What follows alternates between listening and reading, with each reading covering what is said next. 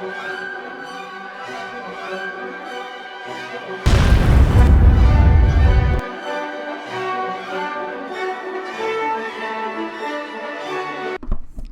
everyone, welcome to Fiaura. So, Armored Warfare. You mixed bag of things that I have so many issues with. Let's go over. So first, I'm going to go over the bad. They did reset us. Those of us with progress on the NA server, well, your NA progress is gone. Sorry. You didn't get anything for it. I did get enough progress off my EU account to get several vehicles, as you guys see in my garage right now. However, if I had my NA progress, I would have had the credits to also purchase the Leopard 2 and possibly progress all the way to the Leopard 2A5, flat out. The next thing is the entire server's in the EU. I'm trying to work with 150 to 200 ping. You can imagine how difficult it is to play this game at 150 to 200 ping. It's obscenely difficult. The last thing is the economy. It has been hardcore borked. So here's a victory. My gross is 70,000 on a victory. Okay? Here's a defeat with the M2 Bradley. My gross is 8,000. Now you ready for this one? I've lost 6 out of my 7 games. 1.8 KDR, 56% damage issued versus damage taken ratio, which would normally be green in World of Tanks. But yeah, I can't win a game. I do easily 2,000 plus damage per match. I mean, you can look at it. Damage caused almost 16,000 out of 7 matches. That means I'm causing 2,100 damage a match in a vehicle that only has 1,800 hit points, which is this thing primarily. I've tried using the Bradley, which is why my hit ratio is so low, because with 150 ping, it's impossible to aim an autocannon. It's just impossible. Because by the time that you've got the lead and fire, they've already moved too much, and now you're having to overlead and miss or underlead, and it's literally down just a random chance at mid or long range that the autocannon even hits. And at short range, it's even worse if you're firing at a fast-moving target. So basically, I can't play the autocannon AFVs for you guys. So the economy's screwed. If you played primarily on the NA server, well, you need to go post on the forums about what you had and try to get it back, but pretty much right now you have 1,000 credits and nothing to spend. Okay, so that's the bad news. The other bad news is, also, yeah, this is just irritating to me. I've had so many teams where I had 7, 8 players with zeros. With tier 7 and 8 tanks, 0 damage. And I'm like, how are you assembling these teams? Did you reset our dossiers, so now we're just getting put up with whoever's there, and it's not working out. It only takes 2 good players on a team to wreck the entire enemy team now, because people have vehicles they've never had before, and it's just not meshing out.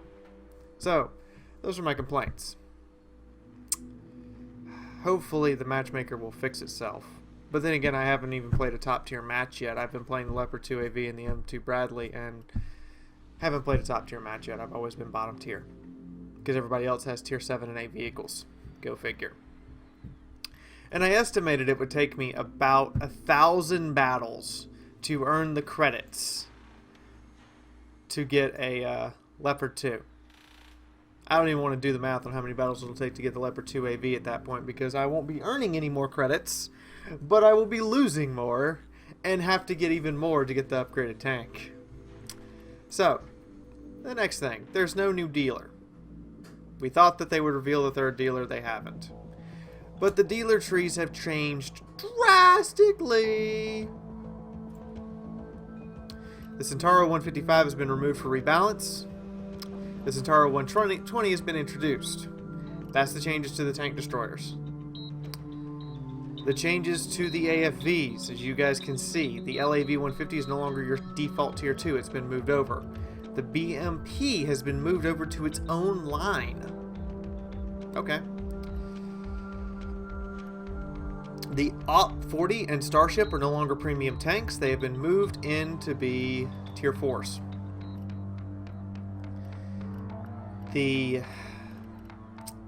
This line just now starts with the 150 and works its way down. No real changes there. Now on Shishkin's table, T-54 is now the tier 2 main battle tank, which is the one everyone will obviously get right after the tier 1. The Arate has been moved from being the end of the light armor high caliber line to being after the Challenger 1, because there's talk of tier 9 and 10 and the Challenger 2 being a tier 9 vehicle. The T-72A has been introduced, which is basically to me everything the T-72 is supposed to be. To illustrate this, it actually has the reactive armor. T-72 just gets the applique. It actually has reactive armor. So, oh, and the last change to the dealer tree that I kind of sort of missed was the fact that they added the M48 patent. So you have the M48 as well as the M60, and then the entire patent line that leads into the Abrams, and the Leo line that leads into the Leopard 2A5. Okay, so that's your changes to your dealer trees. Your next thing is you're going to notice this. Retrofits. Now these come in 4 varieties. Let me see, is there a tank I have that doesn't have all, I didn't put all its retrofits on. By the way, these are not nearly as expensive as you would think they would be. I'll illustrate this. So whereas in World of Tanks, this kind of thing would cost me, actually never mind, they've changed the prices since I last logged in. They have drastically edited the prices. These are really expensive now. But in World of Tanks, you would just buy one and be done with it. These have upgrades to them. Now, the catch is, I like that they have upgrades and ways to progress them. What I don't like is how they've implemented it. So to get these upgrades, you see that it's on the M60A2 Starship, the little text down here at the bottom. I can't move the arrow over to it, so I'm going to sit here for a second while you find it. Yeah, the little text down there at the bottom that says Mark II, Mark III, and then has the tank next to it. You have to go to that tank. Here's the big catch. Once you get to that tank, you have to make it proven, which means that you've unlocked everything else in the vehicle. And then you can come down here to the proven upgrade and get your Mark II or Mark III piece of equipment. And some of these don't actually have. Now we absolutely know there's another dealer with more tanks. How do we know this? Mark II unavailable. So that tells me, and there's several of these where their Mark II versions, or even their Mark II and III versions, just don't exist. That tells me flat out there are more tanks that are on a different dealer that they haven't even shown us yet. Now this one's a little weird to me, because to get anything into this gyroscopic stabilizer, which reduces my aim time and reduces my reload speed, I have to go into artillery. Okay? So that is my problem, is you're going to have to play tanks that you might not want to play at all in order to get certain upgrades for the rest of your vehicles. Such as the improved spar liner. I would really love this piece of equipment. I have to play through the BMP line. Yes, it motivates players to play different lines. Fair enough. But it feels kind of forced. It really feels heavily forced that if I want to use certain upgrades, I have to go down certain lines and I don't get a choice in the matter. Here's another thing. The price of consumables. So repair kit, first aid kit, same price. Spare parts, medikit, same price. Fire extinguishers, more expensive. Okay? You have, by the way, energy drinks are still useless because my crew still have no secondary characteristics.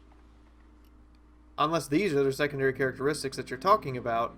I thought these were the primary characteristics and these were special abilities. Where's this secondary? Same thing, the commanders just have their abilities, which are useful and everything, but where's that characteristic stuff we saw way back in the couple first alpha tests?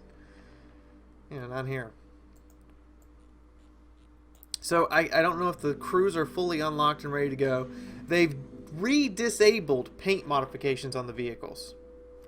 Not sure why that decision was made. I mean, we were having fun with them. It made the game a little more interactive for us, and they're just gone again.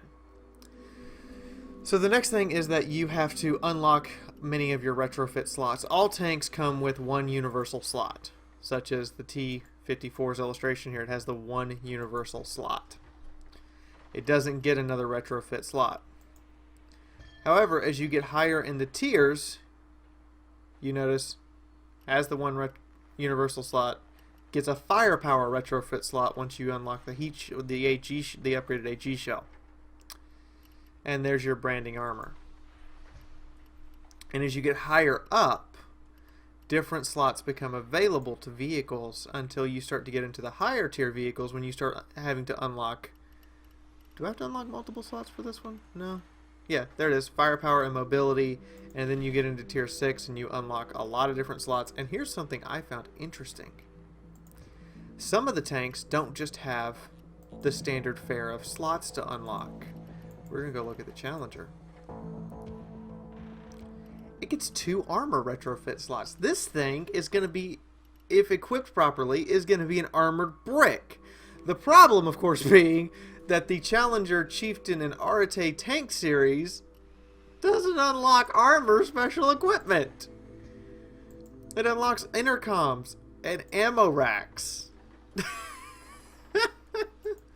So in order to unlock this, you actually have to go to the Soviet line.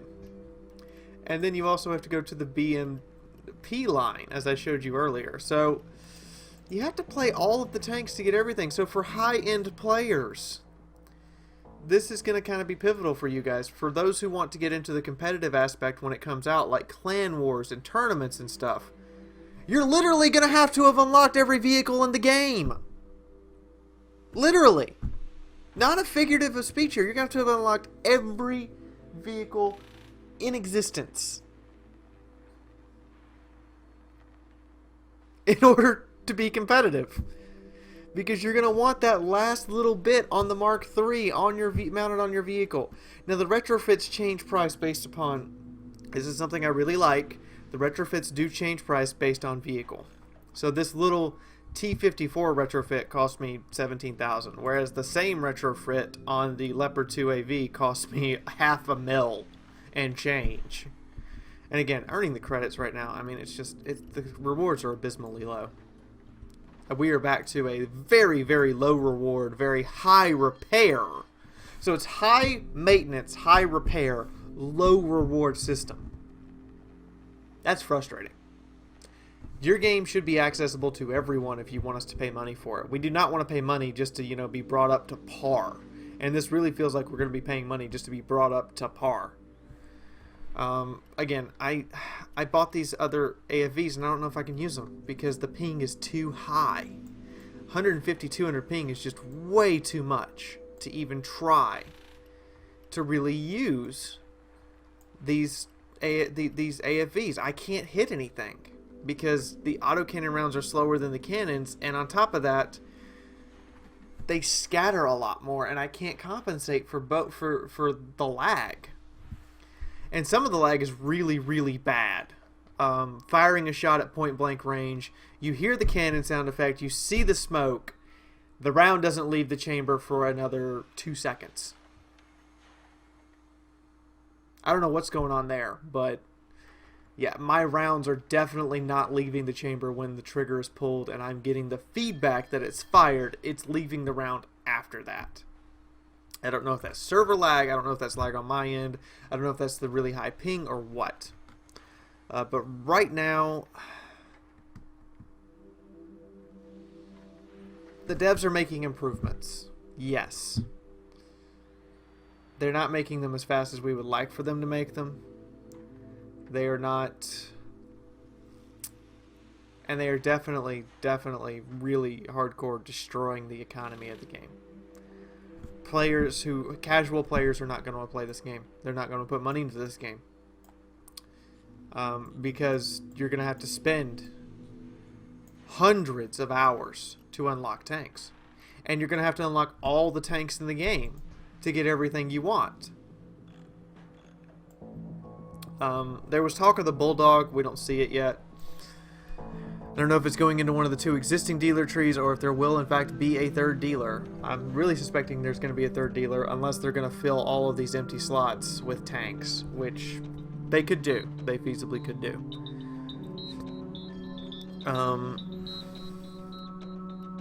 I'm disappointed, I gotta say. The last thing I'm disappointed with is actually this tank, the Leopard 2 AV. And the reason I'm disappointed with it is the armor's good. I've bounced quite a large number of shots even from higher tier vehicles. I'm disappointed with this. This fully upgraded Sabo round feels useless. I'm bouncing T-72 lower plates. And then everyone knows to shoot this thing right here in the gunner's port, which is just this huge weak point next to the gun. So, yeah. I don't know what to say on that one. Anyway, I hope you guys have enjoyed this honest look at what I'm experiencing in Armored Warfare right now. I hope they give me my T-80 equivalent XP, and I hope they give me my Stingray equivalent XP so I can just get past this Leopard 2 AV and go straight into the big Leo 2. And while I'm at it, I will go down and unlock, hopefully, all the way down to the M1 Abrams on top of that, and have both, and show you guys the M1 and Leo 2 side by side. But I think that's about everything that I've seen as changes. Oh, there's one more interesting change. So there are 2 more commanders, but I do have an issue with them, and this is a big issue. So look at his tree. See his tree? Different commander, same tree.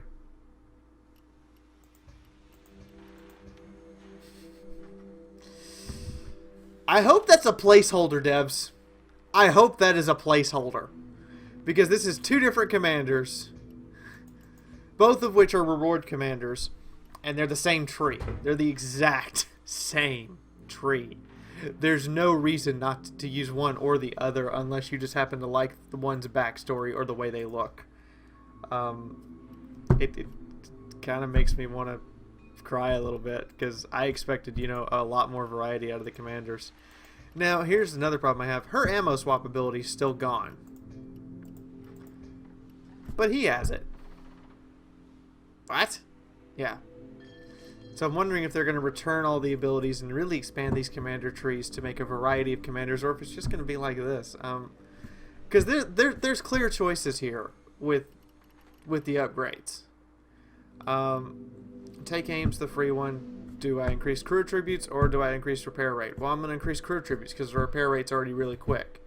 Do I increase my accuracy or increase my rate of fire? Well, depends. Do I want to use them for main battle tanks, which would need accuracy, or do I want to use them for AFVs, which reload faster because they already have stupid high DPM and accuracy isn't really their thing? And then, so, the trees are just, I mean, there's just clear choices. And then many of the commanders have the same abilities. He has fitness training. He has fitness training. Leaders, they've recycled so many of the same abilities. I think she is the only one who truly has a unique tree. Because if I look at her abilities, I don't think anyone else, no one else has her abilities. She's the only one with a unique tree. And it is a legitimate choice. Do I want to have hull traverse quickly when something's spotted, or do I want to improve my aim speed? That's a legitimate hard choice. Camo factor, everybody would take that. Like, no questions asked. It's there, and everybody gets it for there. Accuracy while moving or acceleration and off-road. That is a clear choice. Do I want to train this person for MBT brawling, or do I want to train this person for AFV scouting? But then capture rate? I have to take that? So this person turns into nothing but an AFV driver, and many of these just feel like, and the rest of the commanders have so many crossover abilities that it doesn't matter which one I really pick. I was hoping for some more unique abilities, but no, sadly, there are not. I think that's everything that I've seen for major changes, and minor changes too as well. Battalions are available if you guys want to go ahead and form up your battalions. They're the equivalent of clans. I'd hoped I'd had more to go over here, but I think that's about everything for this development vlog, guys. I wish this tank's gun had penetration. I wish it did so bad. It does have like a 120, right? No, it has a 105. Okay, fine. It has an upgraded L7 105. And then you get the 120 and you actually have real penetration. And then you get an even bigger 120 with... I'm rambling on stream of consciousness at this point, guys. I hope you've enjoyed this early access vlog. I hope it's shown you how Armored Warfare is developing. I wish I had more to show you guys. I wish I had more to talk about, but I really don't. Wow, the higher tier tanks actually get less retrofit slots? Ouch. Ouch. That's painful. Anyway. But for right now, this is Fiaura signing out, and I will see you guys in the next video. So, bye-bye, guys. Have fun. Thank y'all for watching. I hope you enjoyed, and if you did, why not click the like button? It would really help the channel and let me know that you're enjoying my content. Want to see more content? There's a subscribe icon right there, so you know when I put up videos. I would appreciate it also if you help grow this channel's community. So share this with your friends, or just put it up on Facebook. Want to help Fiaura out directly? There are 3 ways you can do this. One is the patronage page, which all the investment towards I put right back into the channel through contests and paying for things like video editing software. Then there are 2 ways to support the channel directly. One is click the ads that YouTube shows you. This is how YouTube pays its content creators, by your clicks on those advertisements. The other and last way to support the channel is through fan funding that is now available through Fiaura's channel page. If you happen to have an extra $1 or 2, it would really let Fiaura know that her videos mean something to you. Anyway, please check out these other videos here on the end page collage, and as always, I will see you on the battlefield or in the next video. Till then, this is Fiaura signing out.